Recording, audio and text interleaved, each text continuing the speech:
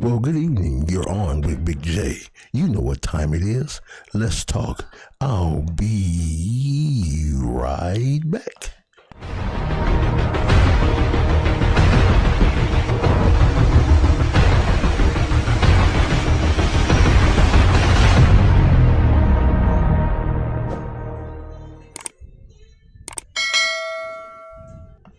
Well, good evening. I'm on again, and I thank you for those who have subscribed to our channel and who do follow us. We do sports talk. We do a little bit of everything here. We're going to ask you, if you're new to our channel, to please subscribe. Not only subscribe, please like and leave a comment, because you are that important to us. Hey, check this out. We're trying to get or reach 2,000 subs within the next 10-15 days. So if you're new, please subscribe and let us know what you want the content to be, and we'll try to make it favorable for your hearing. But again, if you have not, please make sure you subscribe and hit that bell notification so you'll be notified when we upload new content. Again, we want to say thank you for all those who have become a part of Big J Let's Talk. We are a community, not a name or a title. So we want to say thank you again. Tonight I want to focus on the thumbnail on the screen. I have something a little bit different tonight that I want to present a different way of looking at LeVar Ball. And you probably already caught it, those who are probably my age, and you're looking at the title of the thumbnail, Good Will Hunting. And let me give you a little bit background about Good Will Hunting.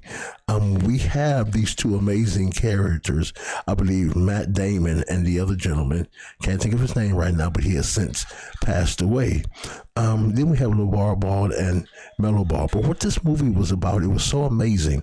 Matt Damon was a janitor at MIT, and what he used to do at night, he used to go solve these amazing scientific mathematical problems, and he would actually blow people away because they didn't know who was doing it.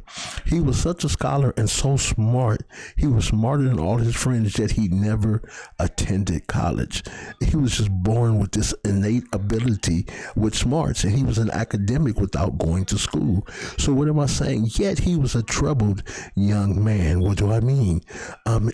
There was some major issues in his life because there was no dad. He had all of nature's blessings, but he had nothing from nurturing, proper parent nurturing. There was no dad, no mom as he grew older. He was abused. So he needed someone. But the thing that was so funny, everyone that they put in his life, or Robin, that's his name, everyone they put in his life, he would figure them out before they figured him out. And then they brought Robin in his life, and then he was able, through a process or system of working with him, to produce that nurturing. But the way he had to do it, he had to allow him in, almost like a kid with autism. That's why I love working with autistic kids, because you can only get in their world if they allow you in based on what you have studied, what they study. All right, so Matt Damon and Robin, he was able to get into him. But I want to break away from that narrative right quick and see, for most of the individuals who are on new media, old media, whatever, they're talking sports or basketball, but I want to make something relative tonight. LeVar Ball did something and is doing something opposite of what this movie represents. Please let me play a skit right quick. I'm going to be LaMelo. Dad, what is the difference from him and I? I see a book about science there, but I have a basketball. So LaMelo is inquisitive. Look how he's looking. He wants to know what's the difference between Robin Williams, Matt Damon, LeVar, and LaMelo. Now watch this. It's amazing how I came up with this. They had to hire someone. He had never been nurtured. He had the same thing you have, LaMelo. all of nature's abilities and gifts, but he never had true parental nurturing, whereby he was angry, he was upset, he was always fighting, he was always in trouble. He had been arrested so many times. He had learned to manipulate. He had learned to do everything that a child without a father would do. But again, when Robin Williams came into his life and Robin Williams opened himself up to him, it allowed Matt Damon to understand that I can trust someone. Now, let me go back to the other side. There are many individuals who don't like LeVar Ball, and I'm about to show you why, because I just did. He did what the narrative suggests about certain young men in our country who are exposed to criminal and negative behavior. LeVar made sure that his sons didn't go down that path because he knew they would be stars one day.